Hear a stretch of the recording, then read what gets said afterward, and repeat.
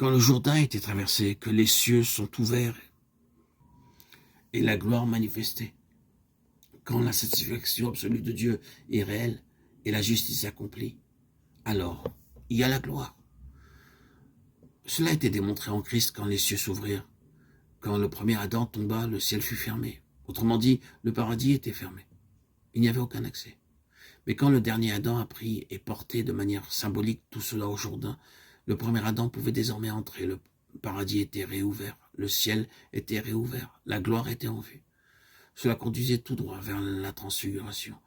Tout a réellement été porté à la croix, comme nous le savons, par le jugement et la croix. La pleine expiation et l'accomplissement de toute justice qu'il réalisait permettait d'accéder à la gloire. Ainsi, la Pentecôte introduisait la présence du Saint-Esprit dans les croyants. L'Église devenait une réalité.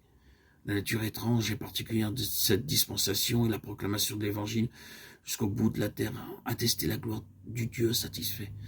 Dieu, dans cet homme inclusif et représentatif, avait satisfait sa propre nature et son propre objectif, qui avait présidé à la création de l'homme. Dieu a pu dire, j'ai obtenu ce que je voulais, ce que je désirais depuis toujours. Et en ayant cela, je peux désormais le reproduire. Quand le Saint-Esprit est venu, remarquons ce qui a été dit.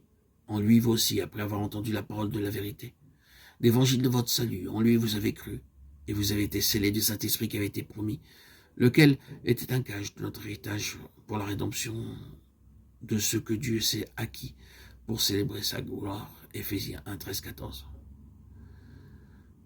Quel est cet héritage? C'est la gloire de Dieu dans sa plénitude.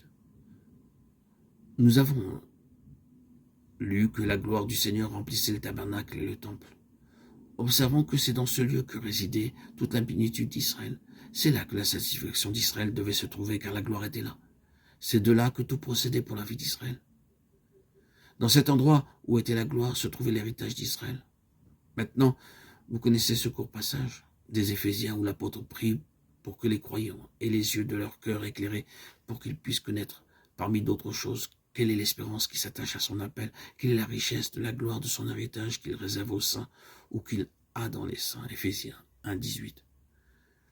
Dans le grec, le mot saint est le même mot que celui qui est employé dans les lettres hébreux pour le saint des saints, Hébreux 9, 3. Dieu a son héritage dans le saint des saints. Nous avons notre héritage dans le saint des saints. La plénitude de la satisfaction de Dieu, la plénitude donc de la gloire se trouve là. Le Saint-Esprit est venu comme l'esprit de la promesse et comme un gage de notre héritage. Cela constitue la plénitude de Dieu dans le sein des saints.